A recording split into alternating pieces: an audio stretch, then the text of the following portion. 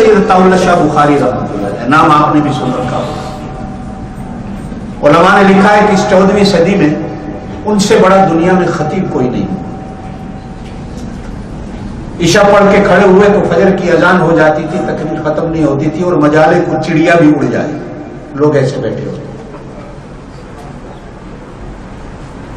सिख हो हिंदू हो खड़े हो जाता तो फिर कलमा पढ़ के जाता, ये नहीं कि निकल जाए। एक दफा बहावलपुर चले गए तो बहावलपुर की रियासत में एक नवाब थे, बहुत बड़े बहावलपुर। पाकिस्तान में जो 2-4 रियासतें बड़ी गुजरी हैं उनमें एक बहावलपुर रियासत दीनी, और ये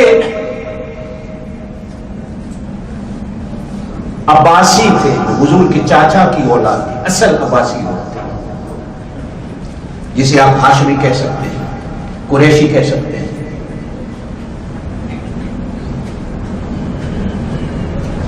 तो नवाब बहावलपुर ने हजरत शाह जी के पास अपना सेक्रेटरी भेजा कि मैं आपसे मिलना चाहता हूं, अगर आप तशरीफ ले आए मेरे महल में बड़ा एहसान होगा।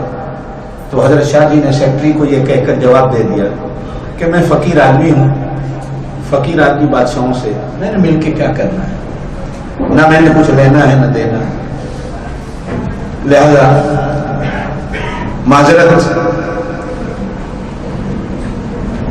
नवाब साहब को जब ये इत्तला पहुंची तो नवाब साहब समझ गए, चुके हाशमी आदमी था, कि ये को अल्लाह वाला को बड़ा ही है। तो नवाब साहब खुद मिलने आए, दीनदारों की बड़ी इज्जत करने वाला आदमी था। 10,000 सोने की अशरफियों की बोरी भर के लाया शाह जी के।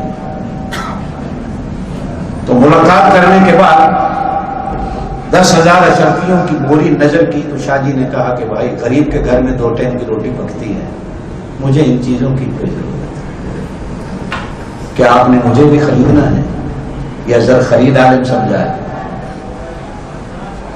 तो नवाब साहब रो पड़े।